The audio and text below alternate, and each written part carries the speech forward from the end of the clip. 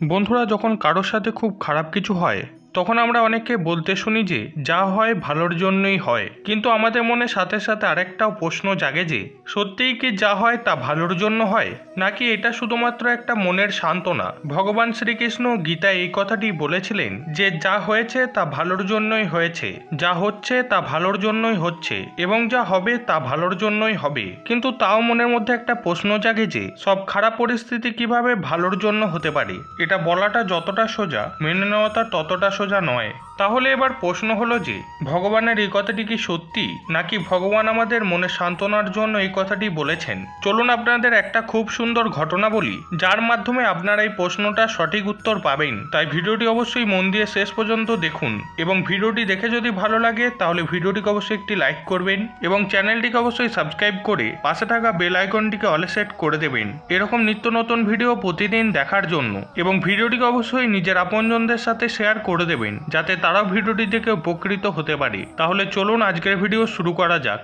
একবার মৃত্যুর দেবতা তার দূতকে পৃথিবীতে পাঠান একজন স্ত্রীর আত্মাকে নিয়ে আসার জন্য। দেবদূত যখন সেই স্ত্রীর আত্মাকে নিতে পৃথিবীতে আসে তখন সে দেখে যে সেই স্ত্রীর 3টি ছোট ছোট বাচ্চা আছে। একটা বাচ্চা তো এতটাই ছোট যে মাকে আঁকড়ে ধরে কান্না করছে। স্বামীর আগেই মৃত্যু হয়েছে এবং পরিবারে আর কেউ ছিল না। স্ত্রীর মৃত্যুর পর এই বাচ্চাদের দেখাশোনা কে করবে, এই কথা ভেবে দেবদূত সেই স্ত্রীর আত্মাকে না নিয়েই ফিরে যায়। মৃত্যুর দেবতা দূতকে খালি হাতে ফিরে আসতে দেখে খালি হাতে ফিরে আসার কারণ জানতে চায়, এবং কারণ শুনে মৃত্যুর দেবতা প্রচন্ড রেগে যায় এবং বলেন যে তুমি জানো না তুমি কত বড় অপরাধ করেছো। যার ইচ্ছাতে জীবন হয় তার ইচ্ছাতেই মৃত্যু হয়। তুমি তার ইচ্ছার বিরুদ্ধে গিয়ে যে অপরাধ করেছো তার জন্য তোমায় শাস্তি পেতে হবে। তোমাকে পৃথিবীতে গিয়ে ততদিন থাকতে হবে যতদিন তুমি তোমার অপরাধ বুঝতে না পারো, এবং যখন যখন তুমি তোমার ভুল বুঝতে পাবে তখন তখন তোমার খুব হাসি পাবে, এবং এইভাবে যখন তোমার 3বার হাসা হয়ে যাবে তখন তোমাকে আমি আমার কাছে ফিরিয়ে আনবো। দেবদূত ভাবলো আমি তো কোনো অপরাধই করিনি, তাহলে কিভাবে আমার অপরাধ বোধ হবে এবং আমার হাসি পাবে। এরকম ভাবতে ভাবতেই তাকে পৃথিবীতে মানুষ রূপে পাঠিয়ে দিল মৃত্যুর দেবতা যমরাজ।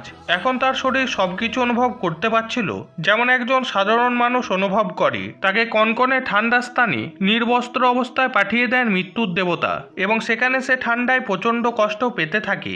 তখনই সেখান দিয়ে এক চর্মকার শহরে যাচ্ছিল তার ছেলে মেয়েদের জন্য শীতের বস্ত্র ও কম্বল আনতে, কিন্তু হঠাৎ তার নজর এই নির্বস্ত্র লোকটির দিকে পড়ে এবং তার মনে খুব দয়া হয়, এবং সে তার শীতের জামাটি সেই লোকটিকে পরিয়ে দেয় এবং জিজ্ঞাসা করে যে তুমি কে, তোমার বাড়ি কোথায়। তখন সেই দেবদূতটি বলেন যে এখন আমি তোমায় কিছুই বলতে পারবো না এবং আমার কোনো বাড়ি নেই। এই শুনে সেই চর্মকার তাকে তার বাড়িতে নিয়ে আসে। স্বামীকে খালি হাতে ফিরে আসতে দেখে এবং সাথে এক নির্বস্ত্র লোককে নিয়ে আসতে দেখে তার স্ত্রী খুব রেগে যায় এবং উল্টোপাল্টা বলতে শুরু করে, কিন্তু কিছুক্ষণ পর রাগ কমে গেলে তাদের দুজনকেই সে খেতে দেয়, এবং এই দেখে দেবদূত প্রথমবারের জন্য হাসে। তাকে হাসতে দেখে তারা দুজনই তার হাসির কারণ জানতে চায়। উত্তরে সে বলে এখন আমি কিছুই বলতে পারবো না। আপনারা কি জানেন আসলে সেই দেবদূত কেন হেসেছিল? দেবদূত হাসে কারণ না তো চর্মকার না তার স্ত্রী তারা কেউই জানে না যে তাদের ঘরে একজন দেবদূত এসেছে, যার সাথে তার ঘরে এমনিতেই খুশিতে আর সুখ শান্তিতে ভরে উঠবে। চর্মকারের স্ত্রী শুধু বাচ্চাদের জামা কাপড় আর কম্বলই দেখতে পাচ্ছিল যেটা তার স্বামী আনেনি, কিন্তু সেটা দেখতে পাচ্ছিল না যেটা ঘরে এসেছে। সে কারণে সে প্রথমবারের জন্য হাসে এবং মনে মনে ভাবে সত্যিই মানুষ কতটাই বা দেখতে পারে। এভাবে অনেক দিন কেটে গেল এবং সেই দেবদূত চর্মকারের কাছ থেকে জুতো তৈরি করা শিখতে থাকে এবং তার তৈরি করা জুতো দেশ বিদেশে খ্যাতি লাভ করতে থাকে, এবং সেই চর্মকার দেবদূতের তৈরি করা জুতো বিক্রি করে ধনবান হতে থাকে। একদিন হঠাৎ এক রাজার লোক চামড়া নিয়ে আসে তার কাছে এবং বলে যে রাজার জন্য জুতো বানাতে, কিন্তু তার সাথে সে চর্মকারকে সতর্কও করে যে যদি জুতো বানানোতে কোনো ভুল হয় তাহলে তোমাকে শাস্তি পেতে হবে, কারণ এটি খুব দামি চামড়া এবং এটি অনেক দূর থেকে আনা হয়েছে। সে জানতো যে আজ অব্দি দেবদূত জুতো বানানোতে কোনো ভুল করেনি, কিন্তু একই সেই দেবদূত তো জুতো বানানোর জায়গায় সেই চামড়া দিয়ে চপ্পল বানিয়ে দিয়েছে। সেই দেশে চপ্পল মৃত্যুর পর পরানো হতো। এই ভুল দেখে সেই চর্মকার তো দেওয়ালে নিজের মাথা ঠুকতে থাকে এবং ভাবতে থাকে এখন কি হবে। ঠিক এরকম সময় রাজার লোকটি দরজায় কড়া নাড়তে থাকে। দরজা খুলতেই সে বলে যে এখন আর জুতোর প্রয়োজন নেই, রাজার মৃত্যু হয়েছে, তুমি জুতোর জায়গায় চপ্পল বানিয়ে দিও। এ বলে সে চলে গেল। দেবদূত এবার দ্বিতীয়বার খুব জোরে জোরে হাসতে থাকে। আপনি কি জানেন দেবদূত এবার কেন হাসে? সে এইভাবে হাসছিল যে আমরা কেউই ভবিষ্যৎ জানি না, শুধু ঈশ্বর ছাড়া কেউই জানেন না যে ভবিষ্যতে কি হবে। আমরা শুধু অতীতের ওপরেই নির্ভর করে সিদ্ধান্ত নিই এবং সেই কারণে বর্তমানে কি করা উচিত সেটা কেউই বুঝতে পারি না। এরকম ভাবে অনেক বছর কেটে গেল। হঠাৎ একদিন এক বৃদ্ধা মহিলা তার 3 জন মেয়েকে নিয়ে আসেন চর্মকারের কাছে জুতো বানানোর জন্য। দেবদূত এই 3 মেয়েকে দেখে সাথে সাথে বুঝতে পারে এই 3 জন মেয়ে তো সেই 3 জন বাচ্চা যার মায়ের আত্মাকে নিতে গিয়ে আমি ফিরে আসি। তখন সে সেই বৃদ্ধা মহিলাকে জিজ্ঞাসা করলেন যে এই 3 মেয়ে আপনার কে হয়? উত্তরে সেই বৃদ্ধা মহিলা বলেন যে যখন এরা খুব ছোট ছিল তখন এর মায়ের মৃত্যু হয়। আমি এদের অসহায় অবস্থায় কাঁদতে দেখে আমার বাড়িতে নিয়ে আসি। আমার এই জগতে কেউ ছিল না এবং এই 3 জনই আমার খুশির কারণ হয়। আজ আমার অপার সম্পত্তির মালিক এই 3 জনই, আর কয়েকদিন পর এদের 3 জনের রাজবাড়িতে বিয়ে হতে চলেছে। এই শুনে দেবদূত তৃতীয়বারের জন্য খুব জোরে জোরে হাসতে থাকেন এবং সে তার হাসি থামাতেই পারছিল না।